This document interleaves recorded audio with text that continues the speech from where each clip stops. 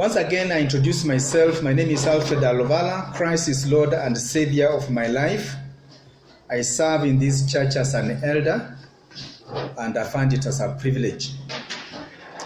The leadership has asked me to speak today on the topic of Peter's ministry to Cornelius. Peter's ministry to Cornelius.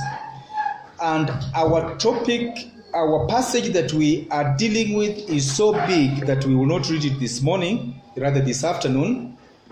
We are reading from Acts chapter 10, from verse 1 up to Acts chapter 11, verse 18. So you can see we have got a very big passage we are dealing with. And so we shall not read those verses. When we reach them, please keep following your Bible and refer to it.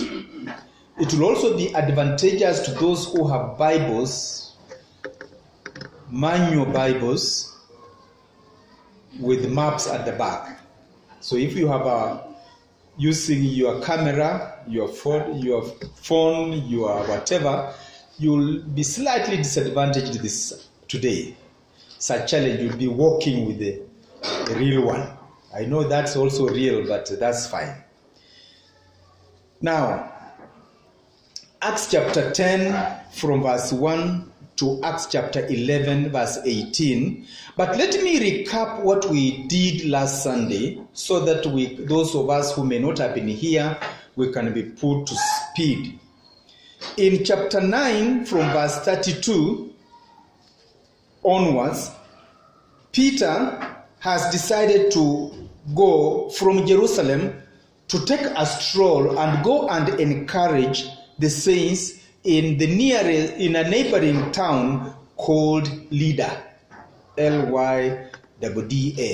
That's why I'm saying that if you have a map, you can easily open the map that is showing the map that shows the Middle East, Israel, Jerusalem. That one, you'll now see where Lydda is. You'll see where Jerusalem is. They are not very far from each other. Now, he moves there. While he is there, the saints in the neighboring town, a bit further ahead, called Joppa, what they call today Tel Aviv, nearby Tel Aviv. It was very, very close to Tel Aviv. All of them now, Joppa and Tel Aviv, they are on the Mediterranean Sea. The saints there, they hear that Peter is in the neighboring town Lydda, because in Lydda he had gone there and he found we found that he had a job that he did there. In Lydda there was a lady called Dorcas or Tabitha. She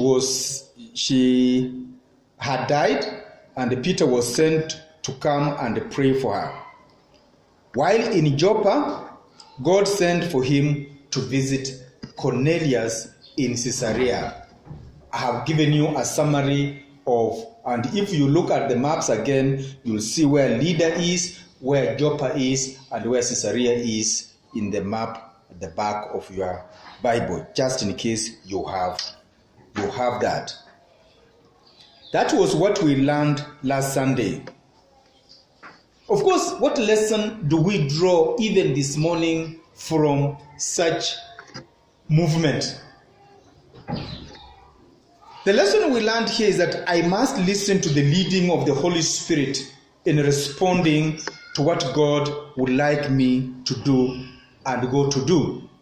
Peter was led of the Holy Spirit to go and talk and encourage the saints in the nearby town. It was a situation like you are here in Nairobi and the Holy Spirit prompts you to go and encourage the young Christians in Machakos.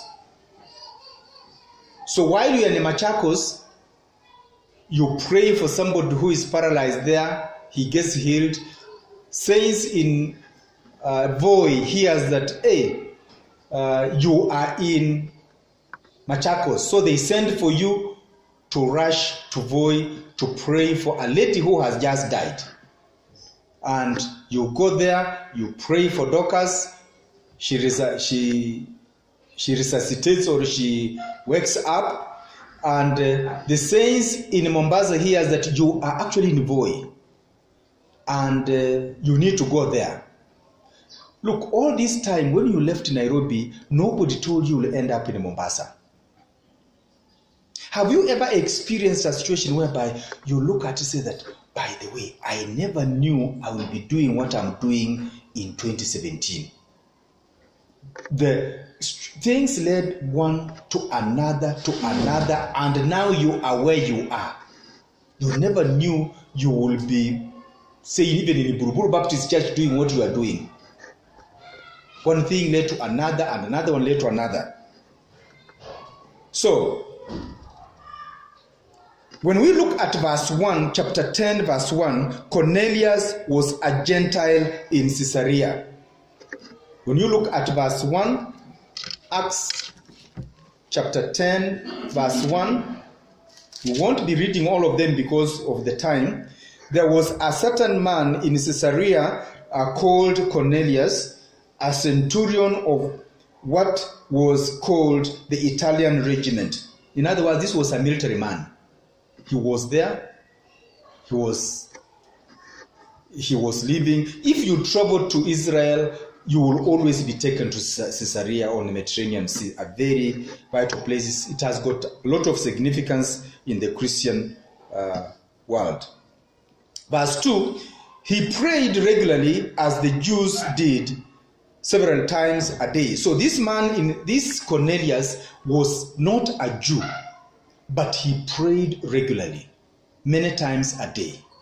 He was somebody who did everything the Christians did. In all aspects, he looked a Christian, but he was not a Christian. Cornelius was not born again. He had not accepted Christ. But he behaved in all ways as a Christian. He was zealous in serving God, but he had not gotten into the proper Christian life. Very zealous. Very zealous. He was what we would call today a religious person.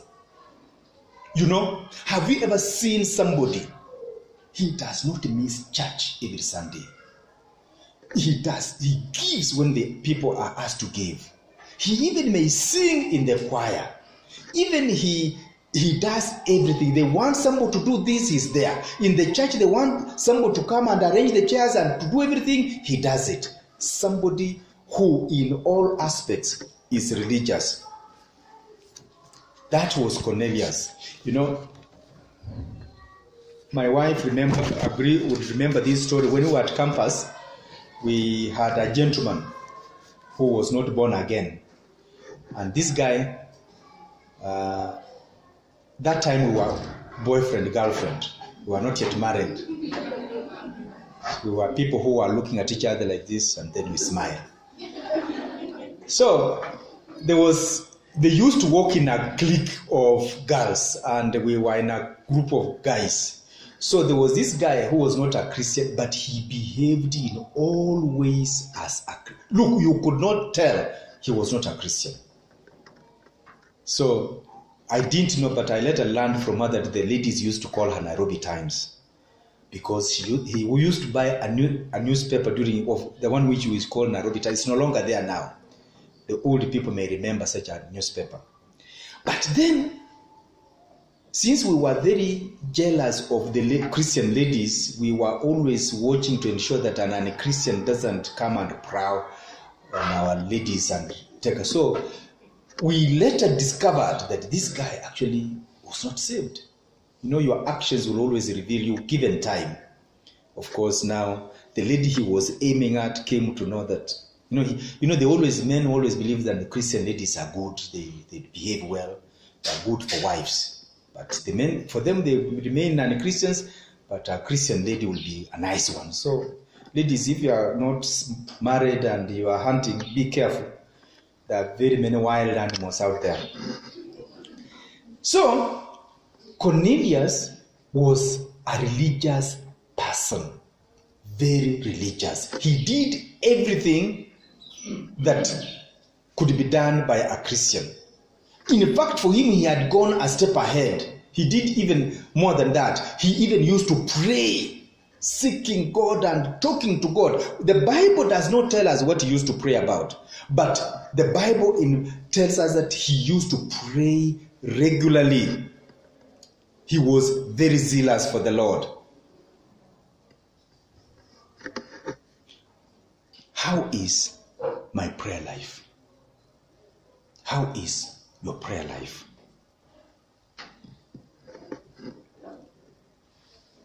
It is a time God may come to deliver the message he has for you. During that time you are praying. That's the time God may want to come and deliver a message to you. That is how God delivered a message to Cornelius. He was praying. And un-Christian as he was, God decided, this guy, when I check his heart, he actually desires to know me better. So we ask ourselves, what is our reaction when called upon to come to pray? When we are told now we have Acacia, that's the time when sleep becomes sweet, isn't it? Today I'm so tired. I think I'll go next time. But you can see it is during prayer time that many things happen. If I fail to pray, why should I complain that God's voice has not been heard by me? She was just saying God seem not to be telling us. He's telling another person outside there to pray for us. But he's not speaking to us. He's not even speaking to the bishops. Probably he is to some. I should not probably speak generally. But why aren't we hearing that he has spoken, he has said this and that about us? Why? What should we pray about? What is God saying we should pray about? God should be able to encourage us, to tell us specifically and tell us more. Why is God speaking to somebody else and not ourselves? It's because we are not praying. The things that are to do with our nation, we are not even lifting them before the Lord, the ones we know, before God tells us other details. But we complain, our nation, this and that, think so many things are going on, but we are not praying. Cornelius used to pray. God looked at his heart and concluded that Cornelius was sincere in what he did, only that he needed to be guided. We have many people who are lost, who are religious, who are genuinely zealous looking for God. God is saying to us, let's go and help them.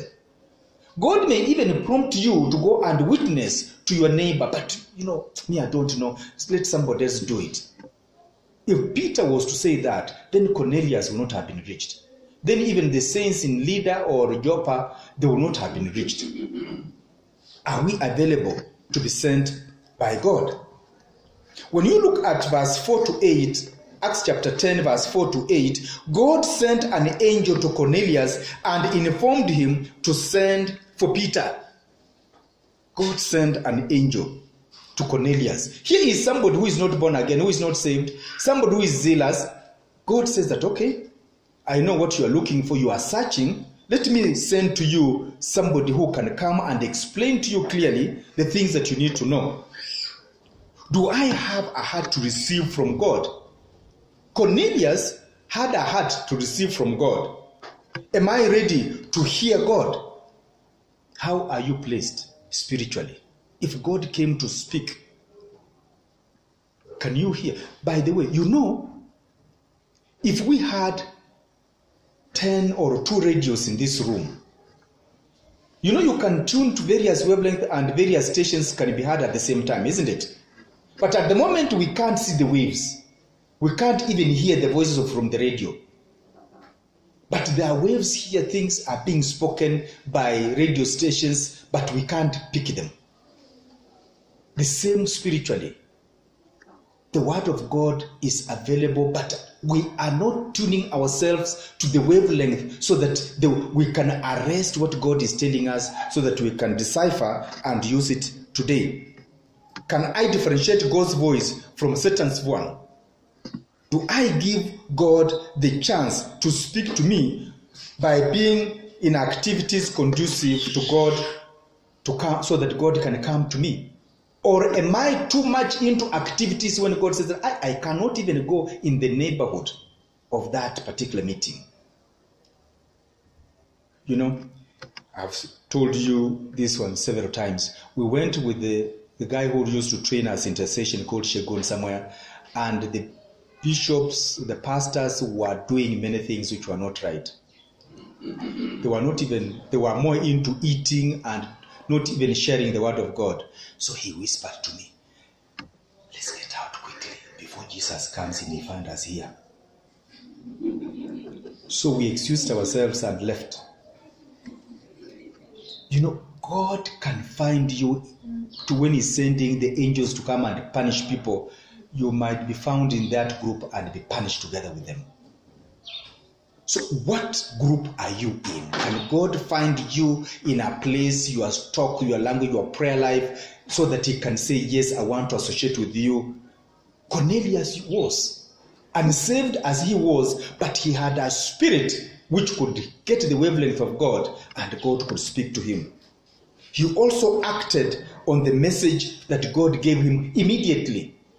He didn't postpone, he didn't procrastinate. He immediately called his servants and said, I have been told there is somebody in Joppa, in Peter's house by the sea. Go and tell him to come.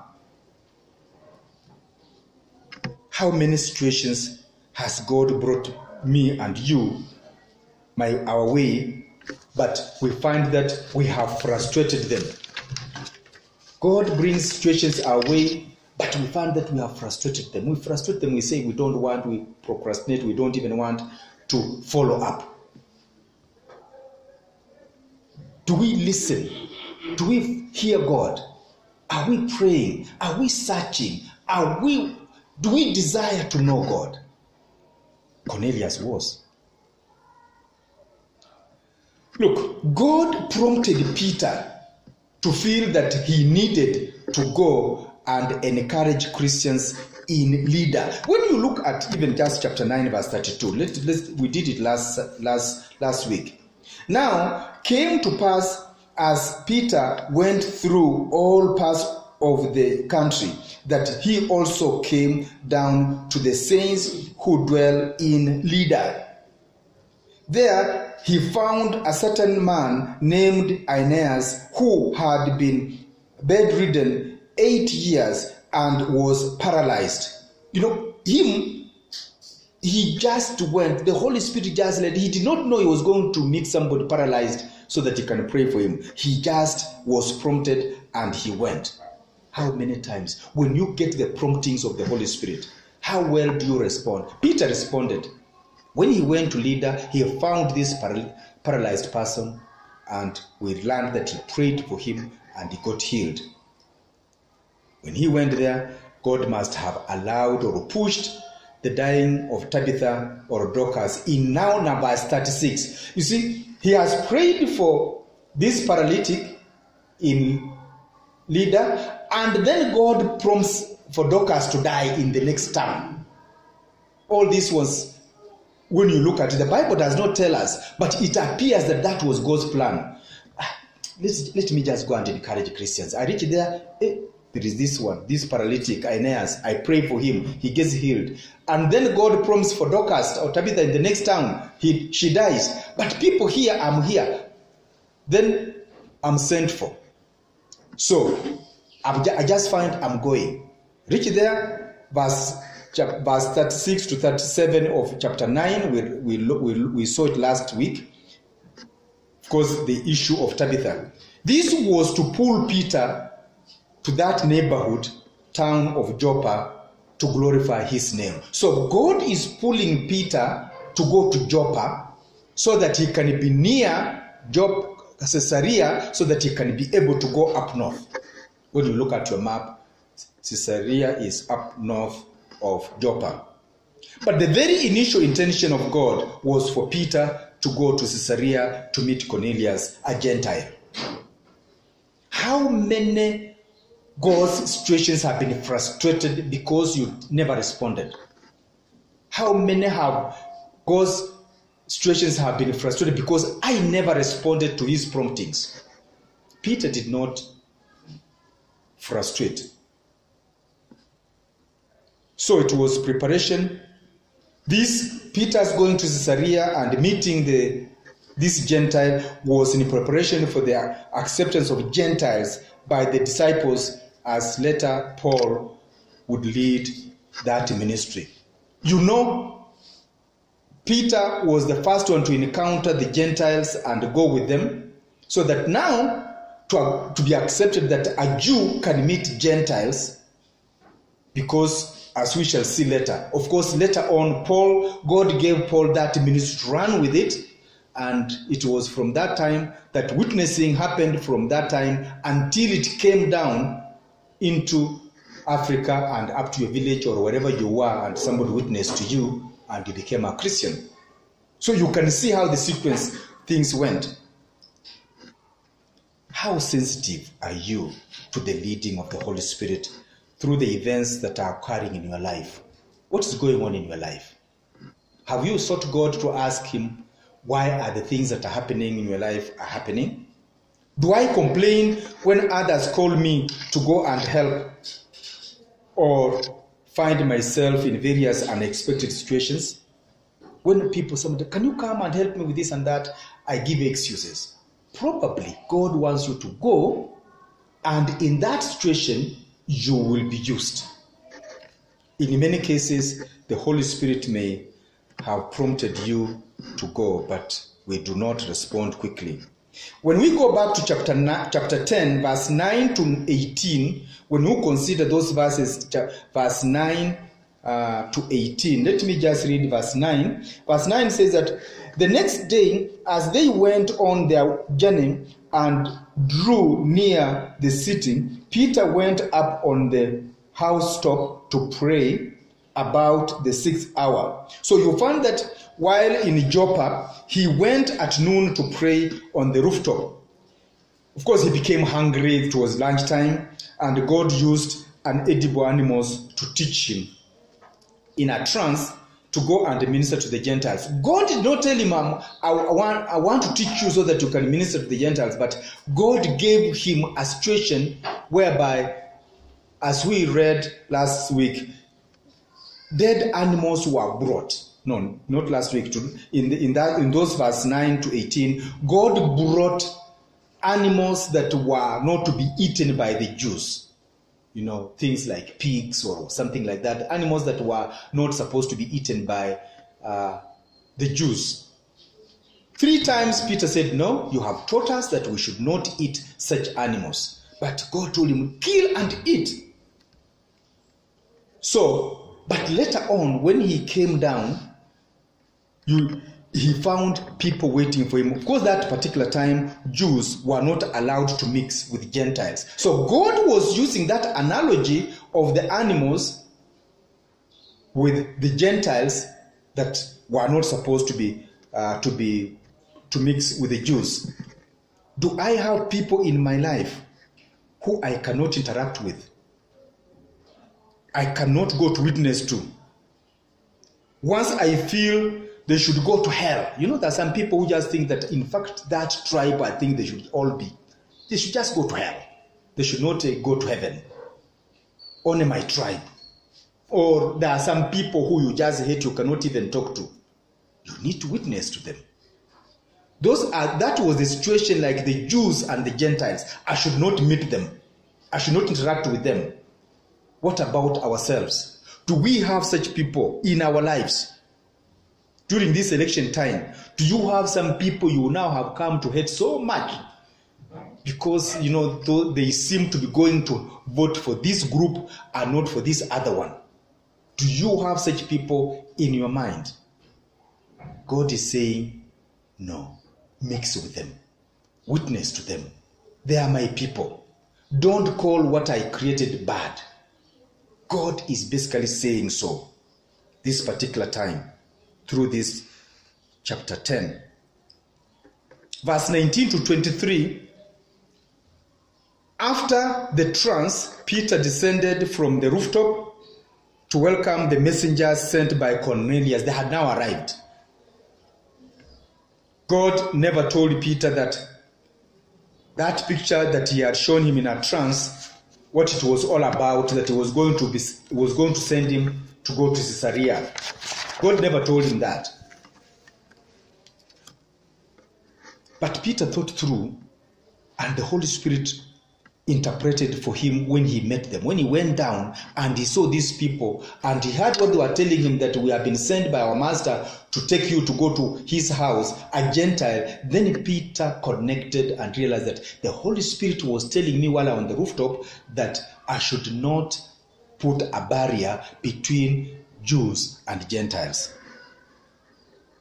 How is my relationship with God? To the point that the Holy Spirit can interpret for me dreams and trance if we have any. How is my relationship with the Holy Spirit? The Holy Spirit should be, if I get a dream, the Holy Spirit should be able to interpret for me. If I get visions, the Holy Spirit should be able to tell me this is what it means. I should have that relationship with him so much that he talks to me without much problems. Yes, not always. In fact, God may even use other people to come and interpret, but in quite a good number of them, God should be able to tell me, interpret for me what he means by showing me the visions or dreams. Can God trust me to go on errands? If there is an errand to go to, can God trust me? Aluvala, go on that errand. Go and do for me this and that and that. Can God trust me? When I look at verse 24 to 33, Acts chapter 10, verse 24 to 33, Peter went with the messengers to Caesarea, accompanied by some saints from Joppa, to meet Cornelius. Peter, when he was told, he now went with them to go and meet Cornelius. It implies that if follow-up was required, brethren from Joppa were near enough Caesarea to go and see what's happening. You see, now, he is in Joppa on the Mediterranean, it's in current Tel Aviv. Now, if he was to go to Caesarea, after Caesarea, he'll go back to Jerusalem. And Jerusalem and Caesarea is far. In my opinion, the Bible does not tell us that, but I'm just seeing that most likely Peter felt that if there is a follow-up, if we witness to people and they become Christians, indeed there will be, at least the brethren from Joppa can be going to follow up and see how they are doing, because they are nearer than him. At the same time, he can't be following up everybody because so many people had become Christians and others can share those responsibilities.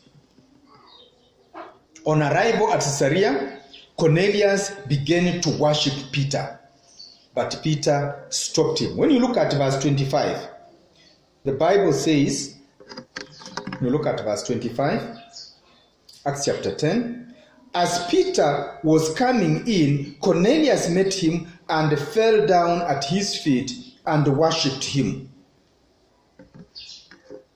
You can imagine, this person God told me to bring, he must be a God. He must be so holy, I need to worship him, Cornelius thought. Peter stopped him. Peter told him, no, I'm a human being, don't worship me.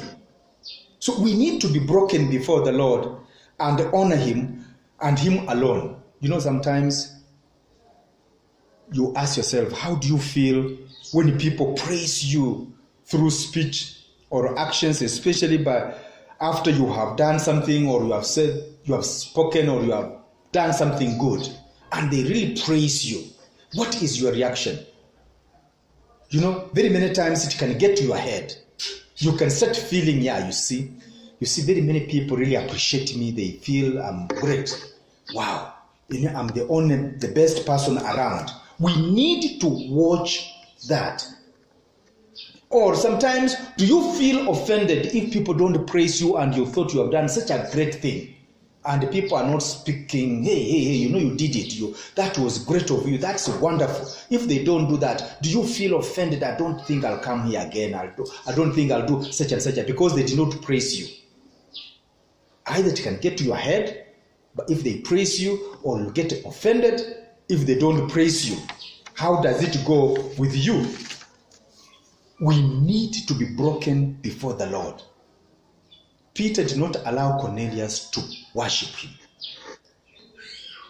In verse 31 of Acts chapter 10, in explaining to Peter why he invited him, that is Cornelius, Cornelius said that the angel told him his prayer and the gifts to the poor had been remembered.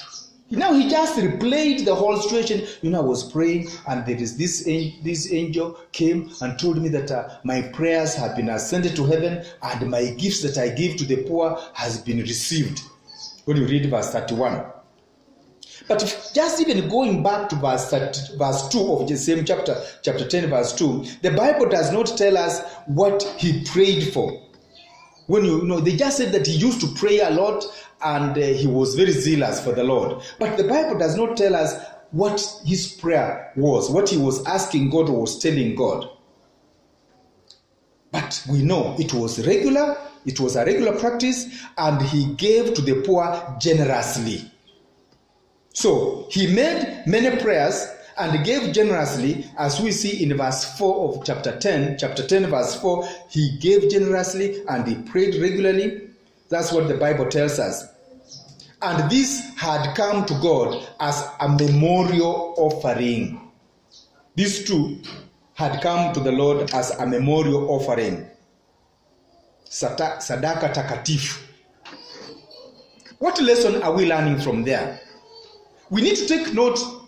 Prayers are offerings. When we pray, we are offering. When we give money, we are offering. The life we live, we are giving ourselves as a living sacrifice, offering ourselves. So when we don't pray, we are not offering.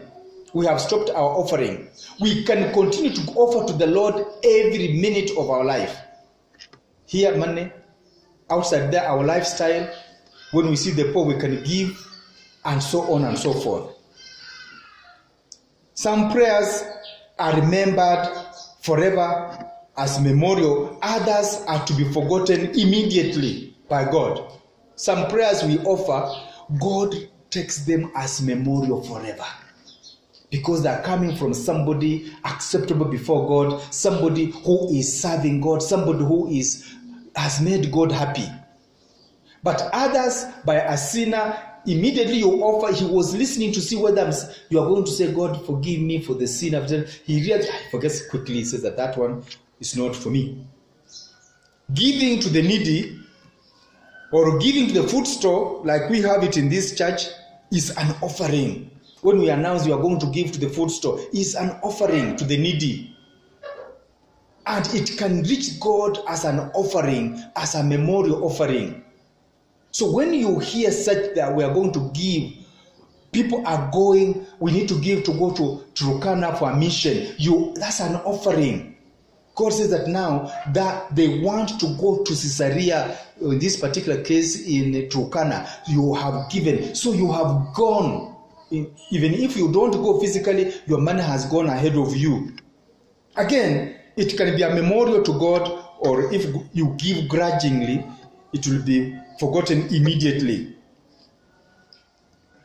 So when we give, don't give grudgingly. They just told us to be giving. Let me just give. God may just remember. No, God will not accept such offering. So what lesson are we learning? What type of prayers are we making? What type of prayers do we make? Probably on this day, Cornelius was visited by the angel. He made a request to understand clearly what Christianity was all about. Probably, I'm just guessing, because of the reaction that took place. Probably said, God, please make me understand you properly. Then God sent the best person to explain to him. That was Peter. What prayers preoccupy us? When we pray, What prayers are preoccupying us? Is it just pray, give me, or what is it? How do they benefit God? Remember, when we pray, God always asks, as I've always told you, God will always ask, what do I benefit from these prayers? When you look at Psalm 51, David praying, asking God to forgive him and to do that. And then he tells God how God will benefit by forgiving him. He's saying that, then I will witness to the non-Christians. Hannah prayed and she didn't have a baby. When she prayed, she asked God, give me a son. And she told him, you will benefit from this son because he will serve you. When you pray, you must remind God what he will benefit from your prayers. You tell God, God, I'm praying you do for me this, so that it will be this and that. But please remember what you have told God. Don't use God as in fact, when you make that prayer, immediately God checks your heart. Wewe anadanganya ama atatenda hivyo.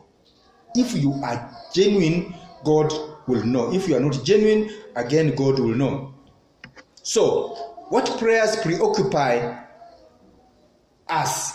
In this case, many were going to receive Christ. When you look at verse 27 and 33, Cornelius had brought in very many people in his house. Hey, come.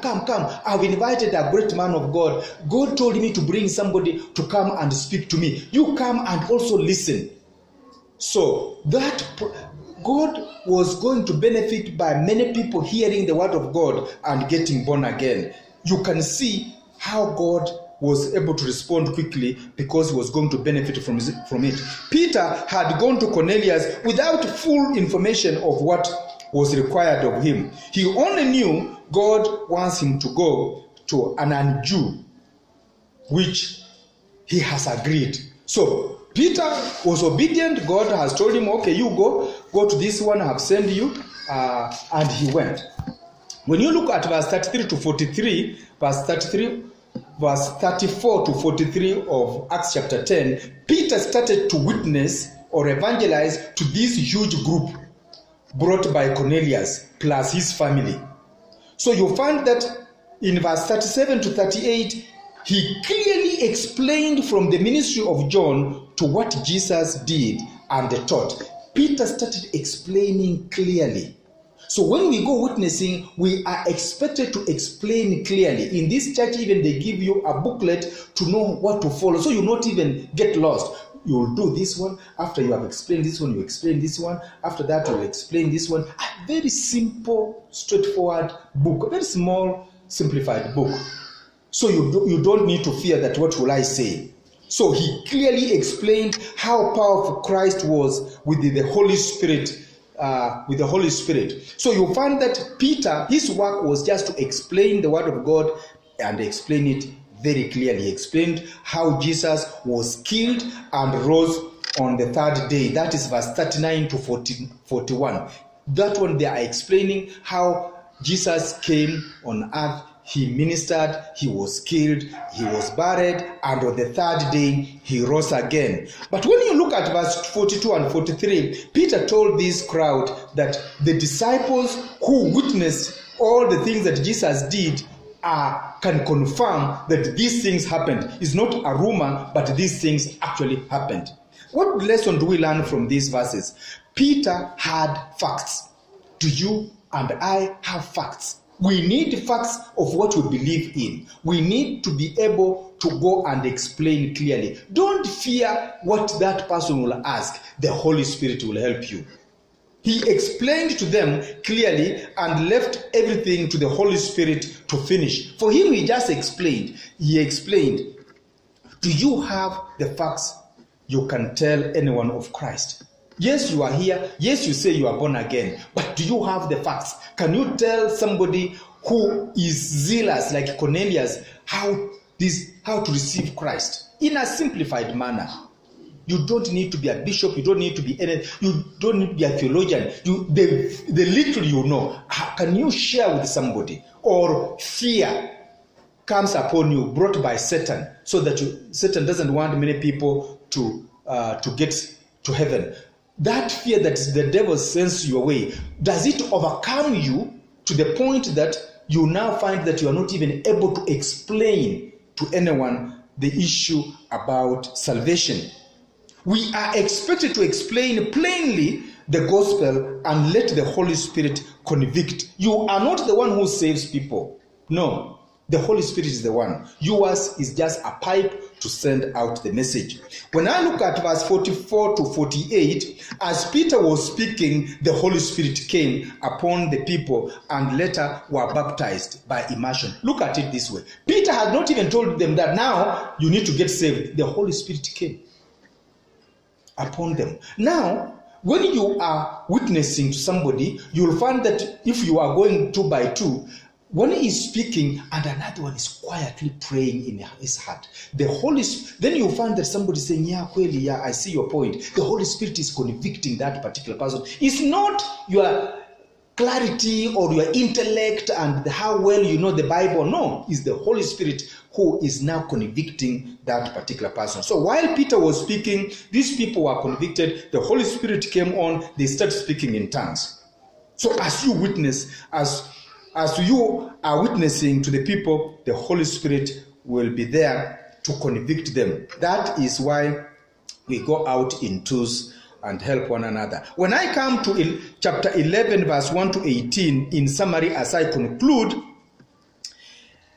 actually it is only one issue that is dealing with the 18 verses. This is what happened to Peter when he returned to Jerusalem. These 18 verses. He went and reported what he had done while on the mission field. It was not well received since he had violated the Jewish traditions. Peter had gone to the house of a Gentile, eaten with him, slept there. How dare you do such a thing? You need to be prayed for. You are defiled. You are not a Christian anymore. He had visited a Gentile's house, ate there, talked to them. That was a taboo. What lesson do we learn from that? When we report what we have been involved in, many times we may be misunderstood by Christians, other Christians. You may be misunderstood. We should not be discouraged for being misunderstood. Misunderstandings will come. We should have a clear conscience and explain to the other Christians clearly why you are doing what you did. Clearly. Peter explained how God had led him from time he was praying on the roof in these 18 verses. How he went and the Holy Spirit came upon the Gentiles as it had happened to the disciples.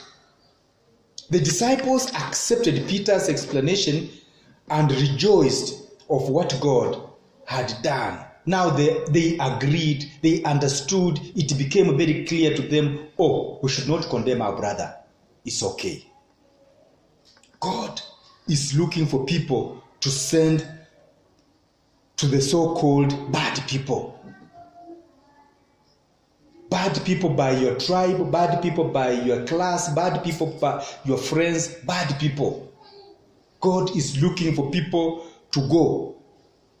If God sends you to minister to Al-Shabaab, will you be willing to say, yes, Lord, send me?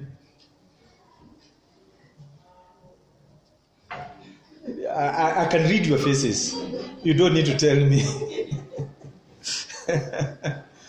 Yes, these people have caused a lot of havoc. They have killed people. But God tells you, I want you to go. God brought bad animals for Peter to eat. Peter said, just the way your faces looked.